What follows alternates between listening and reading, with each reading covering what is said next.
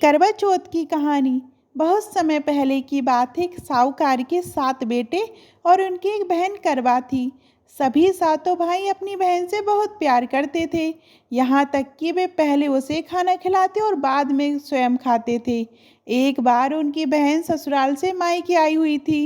शाम को भाई जब अपना व्यापार व्यवसाय बंद करके घर आए तो देखा कि उनकी बहन बहुत व्याकुल थी। सभी भाई खाना खाने बैठे और अपनी बहन से भी खाने का आग्रह किया, लेकिन बहन ने बताया कि आज करवा चौथ का निर्जल व्रत है और वह खाना सिर्फ चंद्रमा को देखकर और उसे अर्घ्य देकर ही खा सकती है। चूंकि चंद्रमा अभी तक नहीं निकला था, इसलिए वह भूख प्यास से व्याकुल हो उठी है। सबसे छोटे भाई को अपनी बहन की हालत देखी नहीं जाती और वह दूर पीपल के पेड़ पर एक दीपक जलाकर चलनी की ओट में रख देता है। दूर से देखने पर वह ऐसा प्रतीत होता है कि जैसे चतुर्थी का चांद उदित हो रहा है। इसके बाद भाई अपनी बहन को बताता है कि चांद निकल आया है, तुम उसे अर्घ्य देने के बाद भोजन कर सकती हो। बहन खुशी के मारे सीढ़ियों पर चढ़कर चांद को देखती है, उसे अर्घ्य देकर खाना खाने बैठ जाती है।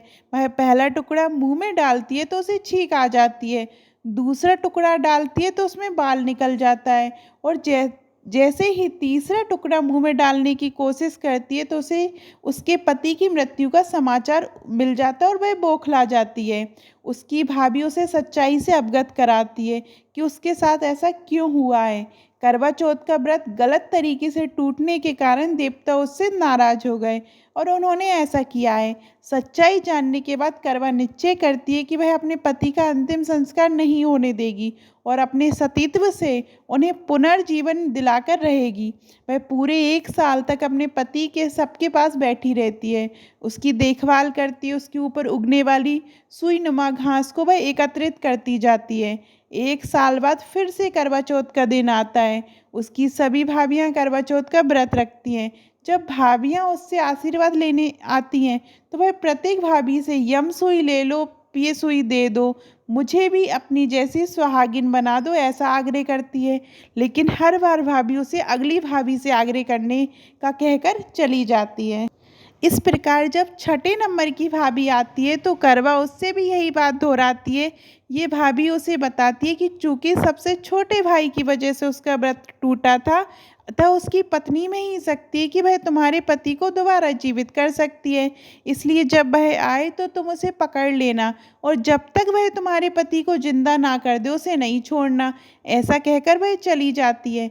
सबसे अंत में छोटी भाभी आती है। करवा उनसे भी सुहागिन बनने का आग्रह करती है, लेकिन वह टाल मटोली करने लगती हैं। इसे देख करवा उन्हें जोर से पकड़ लेती है और अपने सुहाग को जिंदा करने के लिए कहती है।